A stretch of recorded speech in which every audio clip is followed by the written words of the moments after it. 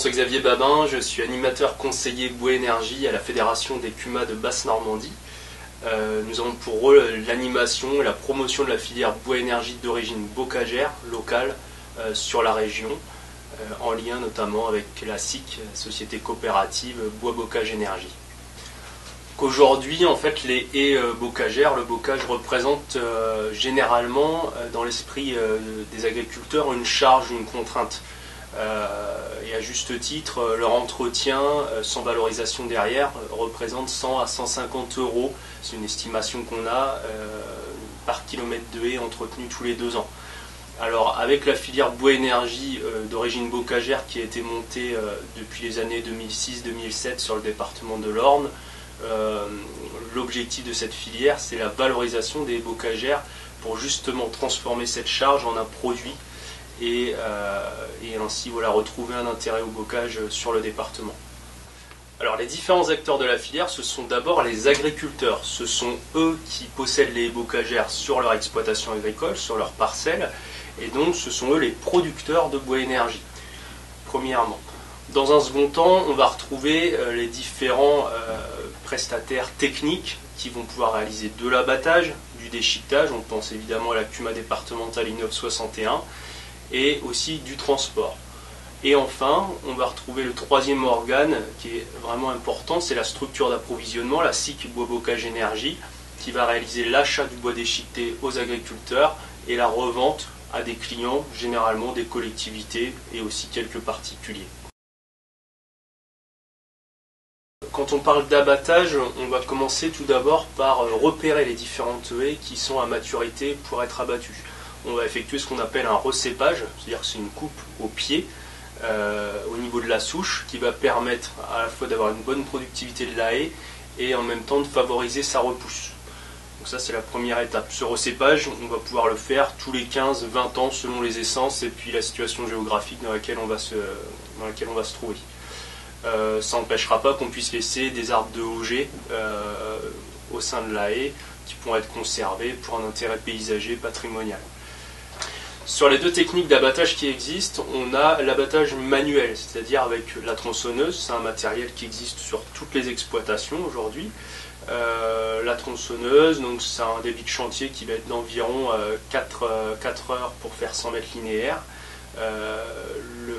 L'inconvénient, c'est la pénibilité, la question de la sécurité aussi.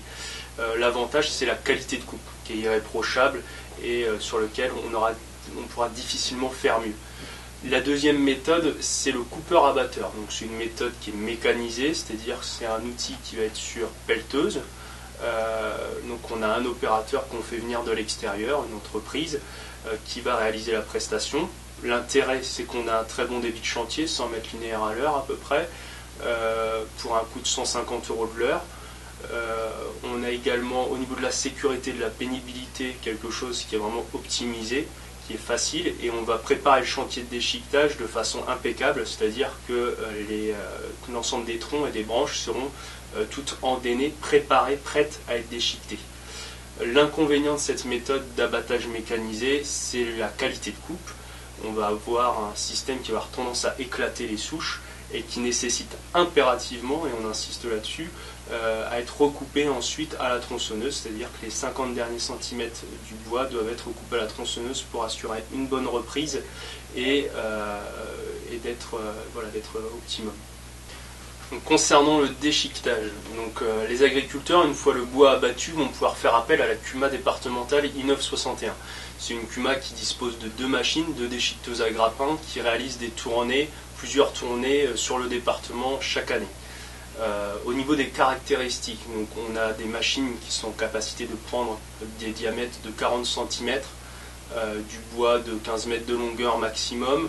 On va avoir des tas de branches qui peuvent être élevées de 2,50 m maximum en hauteur pour pouvoir être bien repris avec le grappin. Et c'est une prestation complète, chauffeur, tracteur, machine. Ensuite, le déroulement du chantier, c'est un chantier d'ensilage ni plus ni moins. C'est-à-dire qu'on va avoir à la fois la prestation donc tracteur, déchiqueteuse, chauffeur, et à côté, l'agriculteur va mettre à disposition des tracteurs et des bennes pour le transport. Donc là où il va bien falloir être vigilant, c'est laisser une distance de 8 mètres entre la haie et le tas de bois pour qu'il y ait à la fois deux fronts, le tracteur à la déchiqueteuse et le tracteur à l'ébène qui puissent circuler.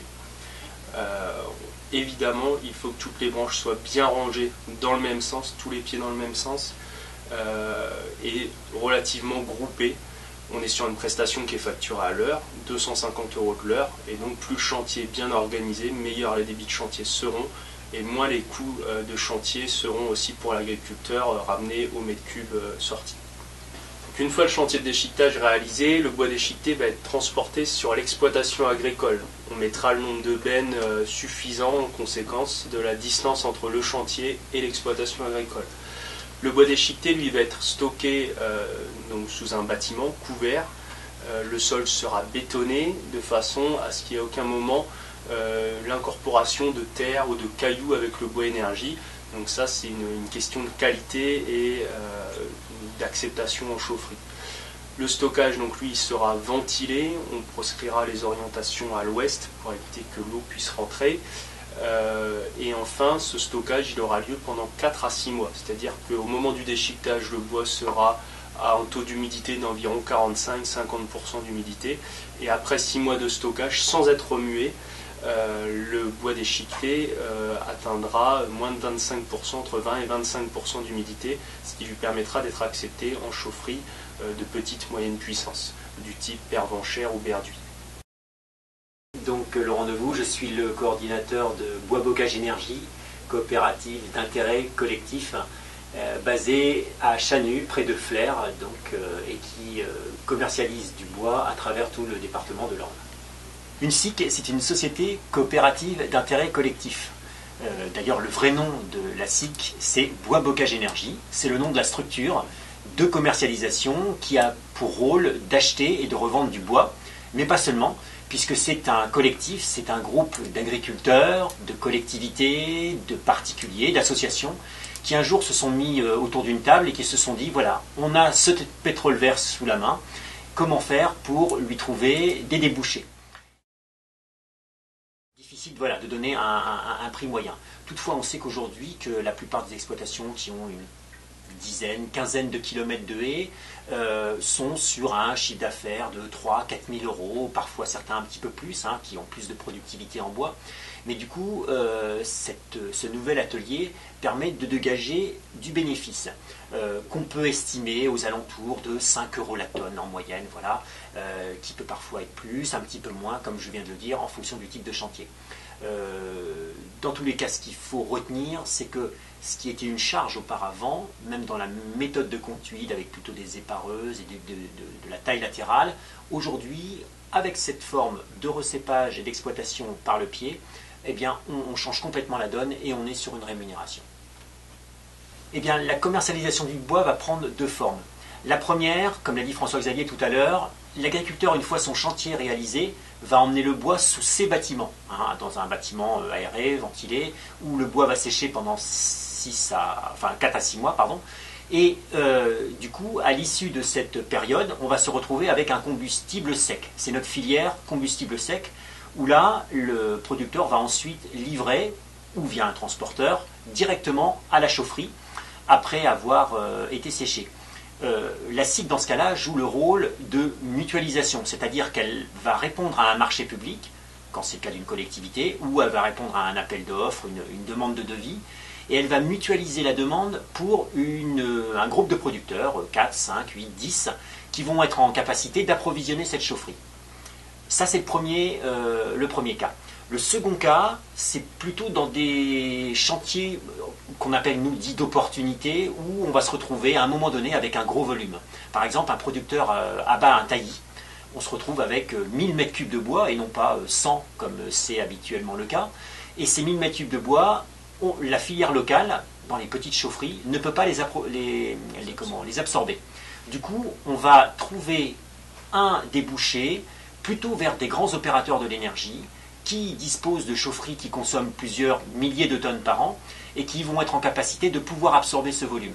Et dans ce cas-là, nous on joue le rôle de négociateur de prix, si l'on veut, et là encore de mutualisation avec d'autres producteurs. On est aussi en capacité à répondre à un marché sur cette grosse chaufferie, et on va établir un contrat avec cette grosse chaufferie. ce qui va nous permettre de racheter la matière première au producteur le plus élevé possible. Voilà. Et du coup, d'être à même de pouvoir vendre ce bois, eh bien, en plus sur une saisonnalité un petit peu plus grande, parce qu'en général, ces grandes chaufferies alimentent des centres aquatiques, des écoles, des collèges, enfin des hôpitaux parfois, donc avec un besoin de consommation pratiquement sur toute l'année. À partir du moment où on y applique une gestion durable, c'est-à-dire que quel que soit pour nous le type de débouché, à la fois les grandes chaufferies ou les petites chaufferies, qui est essentiellement notre cœur de travail, on s'assure que le producteur est bien dans une dynamique de gestion durable, c'est-à-dire qu'il n'y a pas d'arrachage. Nous sommes très clairs, nous ne prenons pas de bois d'arrachage, sauf quand c'est prévu dans le cadre d'un plan de gestion de haies. Et c'est notre outil pour mesurer la durabilité du système, c'est de faire en sorte que sur chaque exploitation, on puisse savoir un état des lieux. On a un état des lieux de ce que le producteur possède comme haies, et on établit un accroissement annuel, c'est-à-dire ce que va être en capacité de produire tous les ans le producteur sans entamer la ressource.